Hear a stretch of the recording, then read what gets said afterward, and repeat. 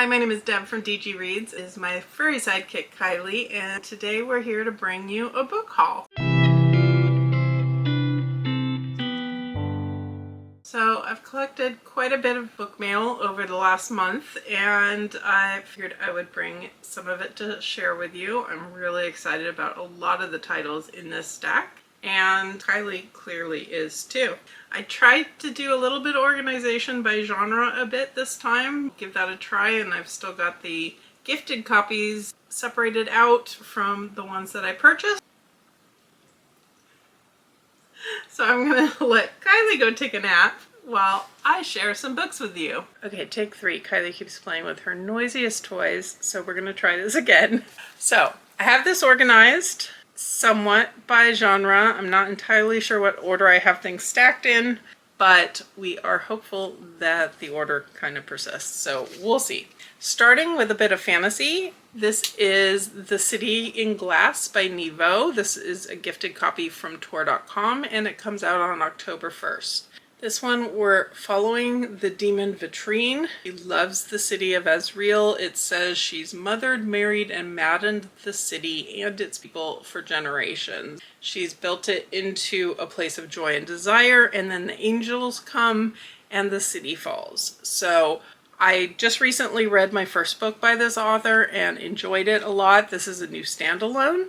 And then I just received Serpent in the Wings of Night by Carissa Broadbent. This is the first book in the Crowns of Nexia series, and I received this from Bramble. I've actually already read this one. I even read the sequel already and enjoyed that one also, although I think book 1 was my favorite because I enjoyed the tournament aspect in here. We're following the adopted human daughter of the Nightborn Vampire King, and she enters a tournament held by the goddess of death. So this was a really fun time, and I will be passing it on to a friend who I'm sure will enjoy it as well. And then I've been trying to up my nonfiction reading and not doing so great at it this year, but publishers are really helping me out this month. So I've got Long Haul, Hunting the Highway Serial Killers. This is by Figluzzi. And this one came out on May 28th from Mariner Books. And it's from the FBI's former assistant director. And it has to do with serial killers on America's highways. And then I have You Never Know by Tom Selleck. This is his memoir, and this one came out on May 7th, and I received a copy from Day Street Books, HarperCollins. Next up, I have How the World Ran Out of Everything Inside the Global Supply Chain, and this is by Peter S. Goodman. This one came out on June 11th, and I received it from Mariner Books. And it's exploring manufacturing, transportation of manufactured goods. Always good to know kind of how the world works. And then next up I have Sing Like Fish, How Sound Rules Life Underwater. This is by Amarina Kingdom, and this one is a new release on June 4th, and it is out from Crown. This is, first off, a very gorgeous cover, but also it is exploring the way animals in the water use sound to survive and the way humans are impacting that. So look forward to that. Next up is Silk, A World History. This one's by Arathi Prasad, and this one came out on April 30th, and I received a gifted copy from William Morrow. Quite obviously, this is following silk, the fabric. It says it is weaving together the complex story of the Queen of Fabrics. And then last but not least, food's always a good thing, so I received from Castle Point Books the Better, Faster, Crispier Than Takeout Air Fryer Cookbook. 75 quick and easy restaurant recipes. This is by Ella Sanders. This came out on May 28th. And I love my air fryer. It's probably my favorite kitchen appliance these days, so always excited to look for more options. Even just judging by the outside, there's some really delicious looking food on this book, so I look forward to trying some of these recipes. And then moving on to a bit of historical fiction, I have Shelterwood by Lisa Wingate. This is from Ballantine Random House, and thank you to them for this one. This one came out on June 4th. It says it's a sweeping novel inspired by the untold history of women pioneers who fought to protect children, caught in the storm of land barons hungry for power and oil and wealth. I know I haven't been in the biggest historical fiction reading mood, but this is an author that I fully trust to deliver a really good story, and it sounds like it's kind of a setting in time that I haven't read a lot of, so I am excited for this one. And then I have Sally Brady's Italian Adventure. This is by Christina Lynch, and it came out on June 13th from St. Martin's Press. It says, what if you found yourself in the middle of a war armed only with lipstick and a sense of humor? So we're following the title character, and it sounds like she's adopted into a Hollywood family and grew up to be a gossip columnist, and she winds up in 1940 in fascist-era Rome. So I'm always persuaded to pick up a book when it has an Italian setting. And then lastly, on the historical side, I've got The Road to the Country, and this is by Chigazi Obioma. And this is a gifted copy from Hogarth, and it came out on June 4th. This is following a boy in Lagos, and he's trying to protect himself and his brother in the midst of the Nigerian Civil War. So look forward to trying that one out. And then I do have one classic book, and this is This Side of Paradise by F. Scott Fitzgerald, and I received a gifted copy from Scribner. Always looking for classics that I've missed in my classics journey, so glad to have a copy. I have a couple that fall into, I think, science fiction-y type of a genre, and that includes All This and More by Peng Shepherd, and this I received from William Morrow, and it comes out on July 9th. And to tell you I was excited when I opened the envelope for this does not convey enough how happy I am to have received it. This is an author I really enjoy, and a book that I had pre-ordered already. So I was really happy to get a copy of this. It's about a woman who wins the chance to go back and rewrite all her wrongs, and about how far she will go to find a happily ever after. So I don't know a lot about this one going into it, but it sounds exactly like a book that I would love. And then a little one, I've got The Practice, The Horizon, and The Chain by Sophia Samatar, and this one I received from Tor.com. This one came out on April 16th, and actually I probably received it closer to that, but because it is on the little side, it got tucked into a corner that I missed on the last haul. So this one is following a boy who was raised as one of the chained. He was doing basically labor in the bowels of a mining ship, and then he's brought upstairs, and he's been given the opportunity to be educated alongside the elite. So this sounds like it should be a really interesting read. And then I have a few that I think fall into the category of probably contemporary or contemporary romance. So I've got The Material, and this is by Camille Bordas, and this one came out on June 11th, and I received a gifted copy from Random House. This book encompasses a single day that transforms the lives of students and professors at a school for stand-up comedy. So it sounds like it could be a fun read. And then I have The Rom-Commers by Catherine Senner, and this one came out on June 11th from St. Martin's Press. And I've actually already read this one, and I really enjoy Catherine Senner's writing. Her book's always heartwarming and fun, and this one does have pretty pink sprayed edges on it, so this one will be passed on to a friend who I know will enjoy it as well.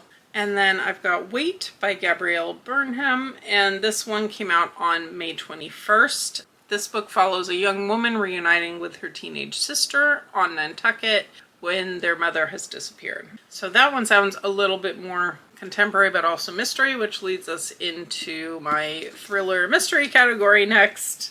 First up, I've got The Next Mrs. Parrish by Liz Constantine. This is the second book following the last Mrs. Parrish, and I still need to read that one, but I do own it. So I'm excited to have the sequel to jump into once that's done. And this came out on June 11th, and I received a gifted copy from Bantam Books. This says it has a resurgence of a long-forgotten threat, forcing a vicious game of cat and mouse in which everything is on the line. And then I have The Last Time She Saw Him by Kate White, and this one came out on May 14th, and I received a gifted copy from Harper. And it says it's following a young woman reeling after a broken engagement and an unexpected death, and she must prove its murder. And it says it's a psychological thriller. And lastly, in this category, I have Knife River by Justine Champagne, and this one came out on May 28th from Dial Press. And this one says that Jess was 13 when her mother walked out and never came back, and they never got answers. And now it's 15 years later, and she gets the call that her mother's remains have been found. And then I've also been trying to get some more short stories into my reading this year, and not doing the best at it, but I now have some new additions to my collection to improve on that.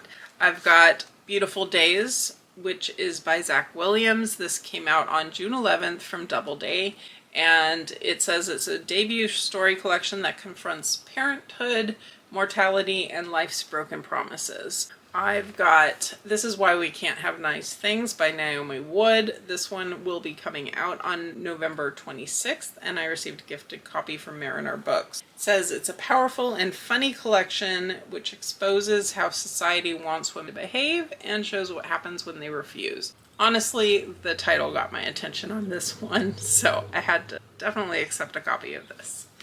And then lastly, for short stories, I've got Rejection by Tony Tulathaimut, and this one is coming out on September 17th, and I received a gifted copy from William Morrow. It says it's a novel in stories that follows a cast of intricately linked characters as rejection throws their lives and relationships into chaos. I really like it when authors find unique ways to kind of make a story out of a collection and link things together, so I'm excited to explore that. And then moving on to books that I have purchased, I have quite a few here from Fairy Loot that came in kind of all at the same time. I've got Ruthless Vows, which is of course the second book in the Letters of Enchantment series by Rebecca Ross, which came out last December. And it is, as always, a gorgeous edition with beautiful foiled end papers.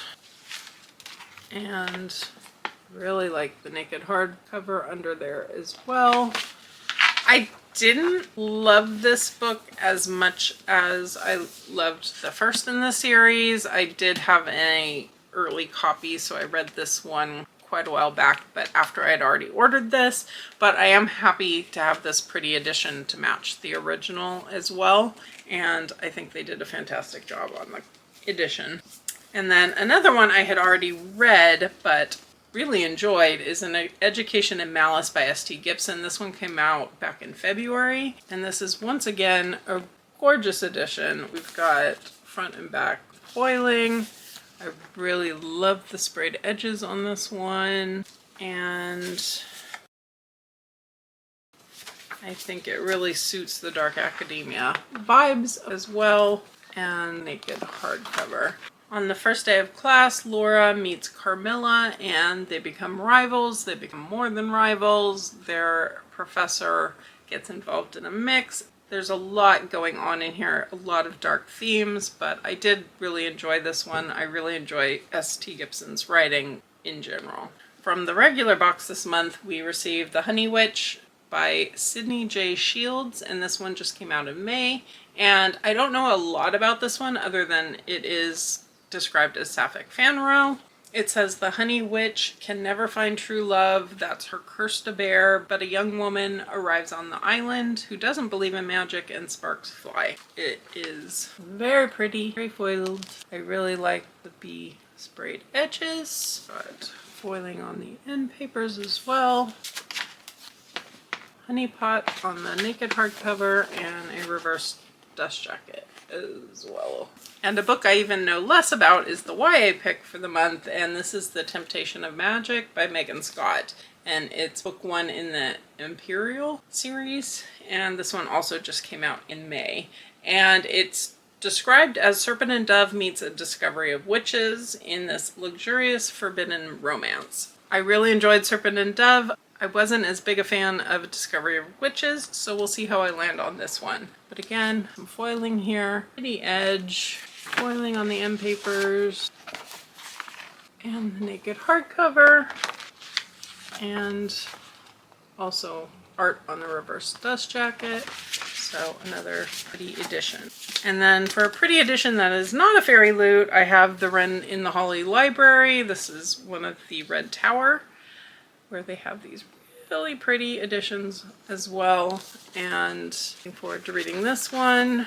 This was one I had pre-ordered largely because I saw it was pretty and I wanted to know more, but the description also sounded good. It's the first book in the Oak and Holly cycle. I don't remember a whole lot about the synopsis for this one, but it says some things aren't supposed to exist outside of your imagination. And 13 years ago, monsters emerged from the shadow and brought the world into a cataclysmic war of near total destruction. So it's really intriguing, and I'm hopeful that this pretty edition will pay off with a great book. And then I have The Last Murder at the End of the World by Stuart Turton, and this one came in a Once Upon a Book Club box, and I really enjoy those boxes. It's one where you read the books, and then as you go through, you will reach a point where it tells you to open a gift, and you get to have a little surprise that somehow relates to the book. Of course, now that I'm looking for one, I can't find it. But there's little things sometimes where they put in a QR code,